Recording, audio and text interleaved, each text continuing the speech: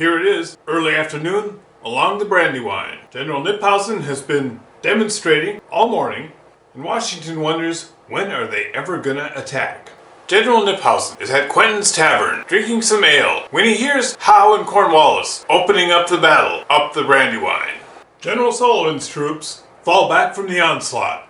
Hearing the shots fired from Howe's arrival, Kniphausen's forces advance along pre-designated routes, and his cannon opens fire on Pyle's Ford,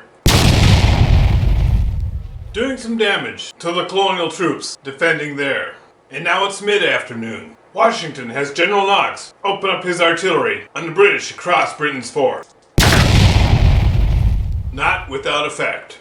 He sends General Maxwell's light along with some Continental militia to counter this new threat on the Continental right. Howe's forces explode forward. General Sullivan's lead forces, having done their job, fall back behind colonial lines. General Kniphausen's artillery fires across Chad's Ford, as Kniphausen's troops stream across. And now we have the mid-afternoon combat at Chad's Ford. Wheaton's Virginians do a good accounting for themselves, but they had to fall back. And now it's dinner time. General Knox wheels his artillery about and fires at the Hessians in the Brandywine. The Hessians fall back under the raking fire. General Greene takes advantage of a rare opportunity. Kniphausen is no fool.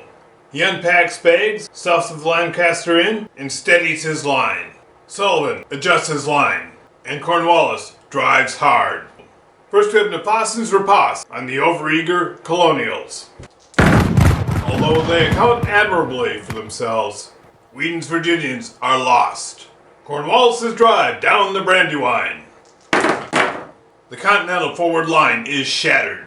And now it's early evening. Kniphausen's artillery continues its bloody work. His forces surge forward. Cornwallis and Howe press onward. Sullivan is pulling his line back. He cannot hold Street Road any longer. General Greene despairs of the Virginians trapped on the Brandywine. He has Mad Anthony Wayne pull back, and General Knox fires on the British, preventing the Virginians from crossing at Chad's Ford. But he is unable to dislodge them. Pulaski's dragoons move to the top of Battle Hill, and now the last stand of the Virginians. They're overwhelmed and captured. Those poor Virginians will be spending the rest of the war on a rotting hulk in New York Harbor. And here, the Household Guard runs in to militia backed by Maxwell's light. Maxwell's Rangers prove to be too much for the Household Guard. And here it is, last effort along the Brandywine. The Continental forces have lost 3 blocks of infantry. It requires 5 to break the Continental Army, so the British need to destroy 2 infantry blocks this turn. British losses have been negligible. Kniphausen attacks. Sullivan unpacks bags, rallies his troops, and holds the line. Greene's remaining block, that of Mad Anthony Wayne, fades back into the darkness of the night. Cornwallis gives one last full effort, and the final combat of the day. Although devastation is wrought all along the line, the Continental forces continue to fall back. A plucky detachment of colonials drove off the British cavalry and maintains control of Street Road. 2 colonial infantry units were 1 hit away from being destroyed. If either of them had been destroyed, the colonial army would have been crushed. But they hold. Call it as you will. The forces of the Continental Congress are still intact.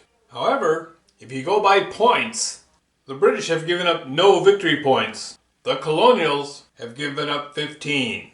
Ultimately, the Americans will pack up their bags and leave in the evening, remaining intact, while at the same time, General Howe's army has been largely untouched and will now proceed on. Philadelphia will be occupied. Good game.